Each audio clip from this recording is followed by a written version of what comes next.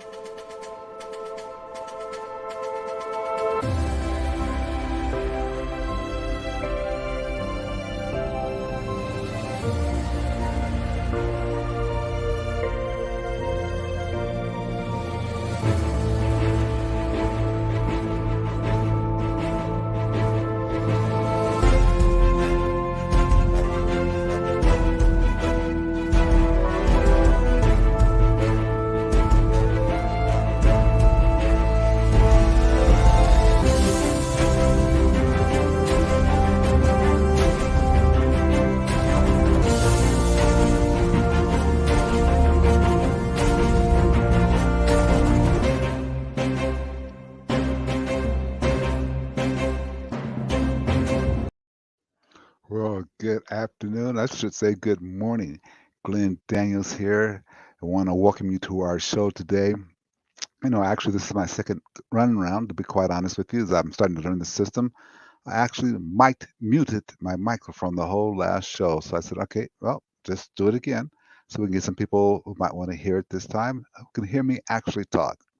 So anyway, so again, Glenn Daniels, I'm the COO of Touchstone Publishers. I am extremely excited today to give you this presentation. I want to share with you this thought about your desire. How strong is your desire? Do you have a desire that's strong enough that will drive you through the hard times, the tough times? Is your desire strong enough where you can just say, okay, I'm going to make a difference? I want you to look at your desire and think about it for a moment and decide what it is.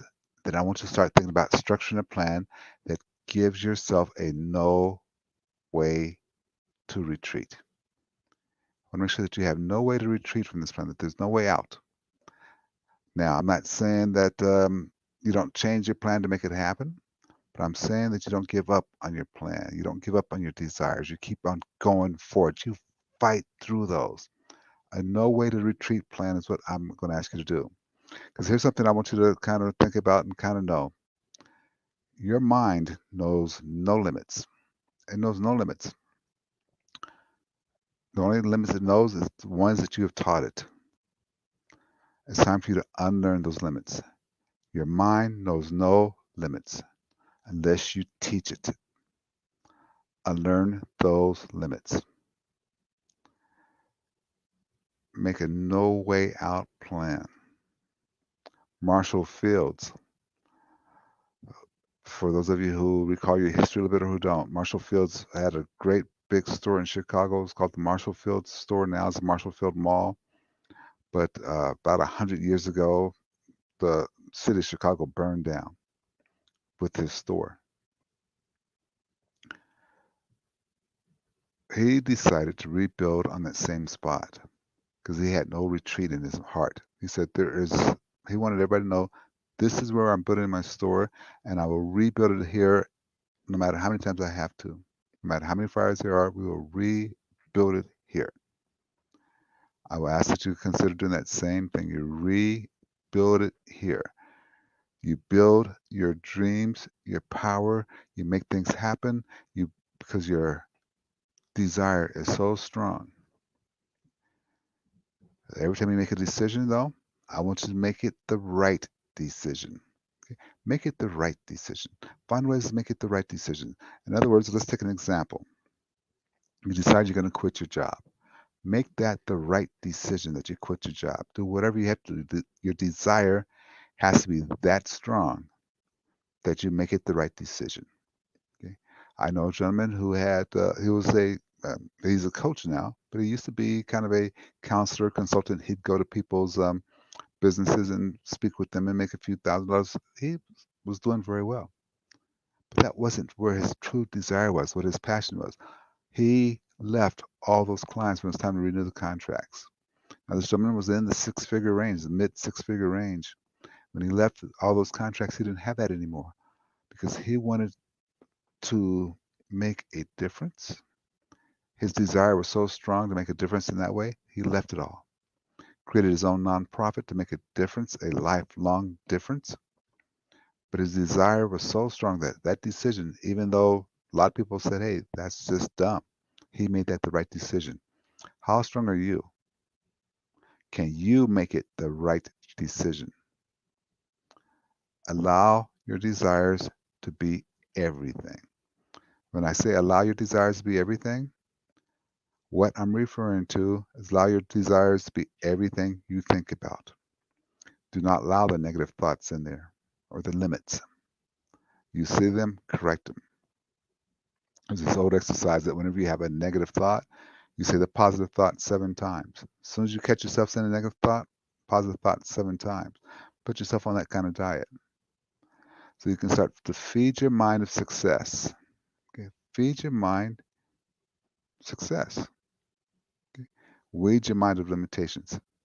Every time you catch yourself with a negative thought, oh, it's going to be really hard to do that. 7 times, I can do that because I am this, I am that. Okay. When you can start to say that, when you start to have that type of affirmation, I am this, I am successful, I am a great leader. Whatever that affirmation is, you say it 7 times. Every time you find it, that's going to weed the negative thought out of there. Now, that is what faith is. Okay? That's faith. Having to see the evidence of success and not the evidence of failure. Use affirmations to build this for yourself. Use positive, powerful affirmations. Now, the best affirmations, in fact, the most powerful affirmation in the world is just 2 words: I am. Okay. You take that affirmation and you put it on top of what you want to be. So, you want to be a great leader? I am a great leader. You want to be a great husband? I am a great husband. A great father? I am. A great wife? I am. A great woman? I am. I am.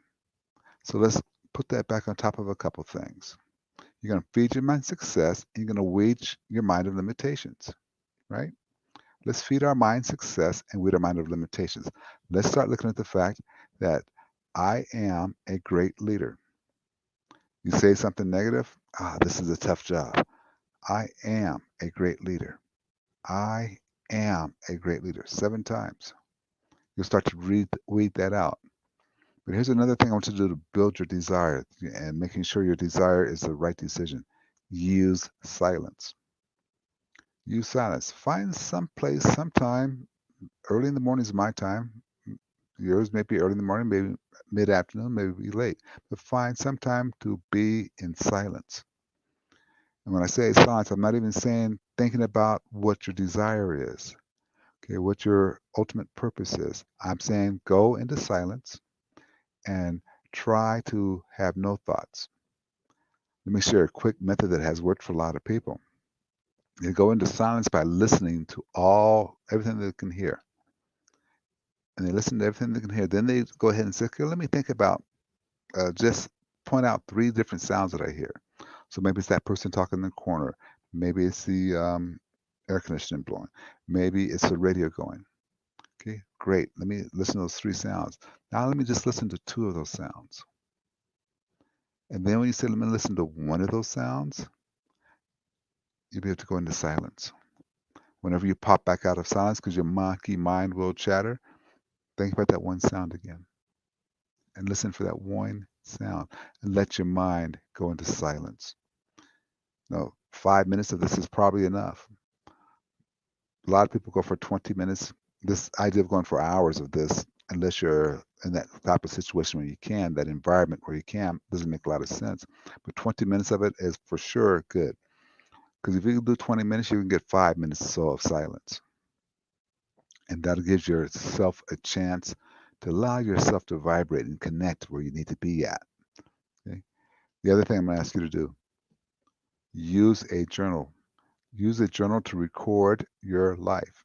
If your life is going to be worth living, then start writing about your life. Write about your life. Use a journal to make this happen. Okay, use a journal to make that happen. I think you'll find that to be very useful. Use a journal to make that happen. Okay, but here's what I really want you to do with your journal. I want you to journal about gratitude.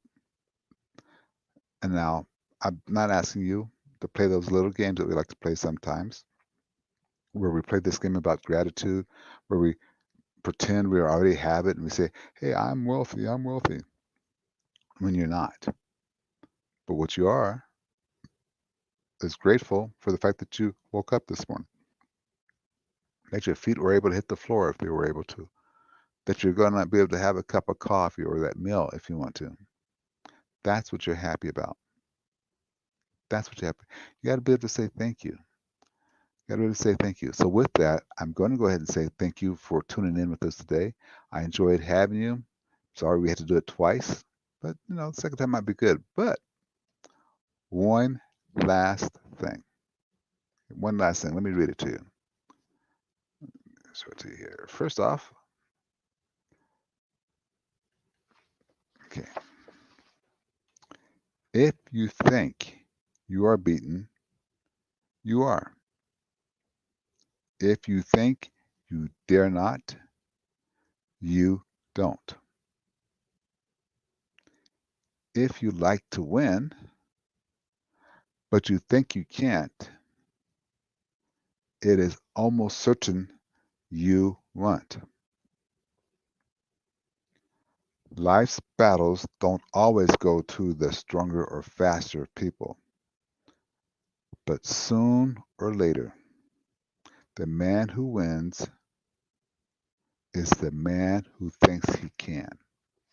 Sooner or later, the person who wins is the person who thinks they can. Thank you for your time today. We'll see you tomorrow morning. We'll start the show with our microphone on tomorrow morning at 6 a.m. Mountain Time, 8 a.m. Eastern Time. 15 or so minutes, maybe 10 like we did this morning. But I want to wish you a great day and tell you to please get after it.